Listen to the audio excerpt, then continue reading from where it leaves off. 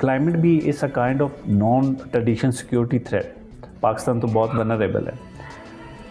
What would be your suggestion to the policy maker and the government?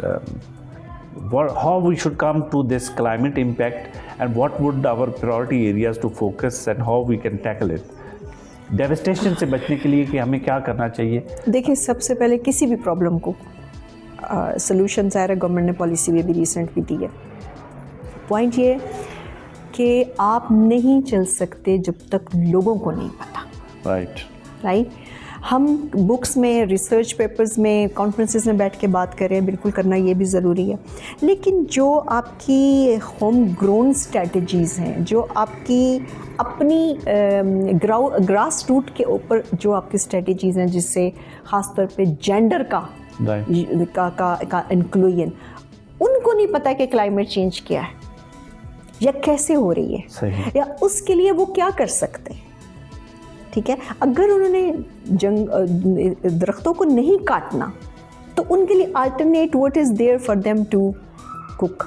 जो हमारे फार flung बड़े areas में नहीं रहते, वो किधर जाएंगे? वुमेन, जो सबसे ज़्यादा अफेक्टेड है इस वक्त क्लाइमेट चेंज से, ठीक है ना, IDPs क्लाइमेट चेंज से, वुमेन, आप वुमेन को कितना इंक्लूड किया आपने, उसको आपने कितना एजुकेट किया कि what is a climate change and how you need to cope up with that, right. So जब तक आप नीचे लेवल पे टॉप डाउन अप्रोच के साथ, सिविल सोसाइटी के साथ आप लोगों को नहीं बताएंगे कि जैसे मैंने कहा this is a real thing, right, ठीक है ना, तो इसको डिनाई करने से, डिनाइल में रहने से चीज़ें हल नहीं होंगी।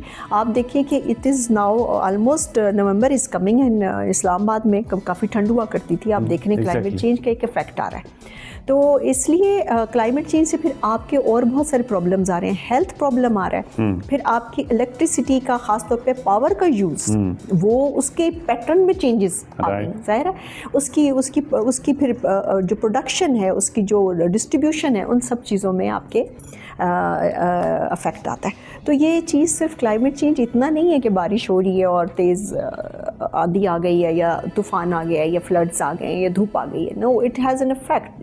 इसकी आपके एग्रीकल्चर ग्रोथ के ऊपर इफेक्ट है, इसकी आपके हेल्थ के ऊपर इफेक्ट है, साइकोलॉजिकली इसके इफेक्ट्स हैं। तो इसलिए ये मेरा ख्याल है कि गवर्नमेंट को सबसे पहले हमारी जो करिकुलम है ना, उसमें कहीं इंक्लूडेड नहीं है।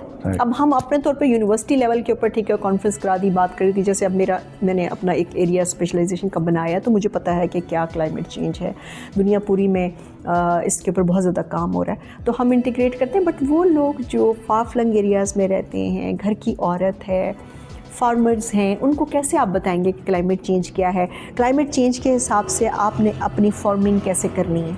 राइट।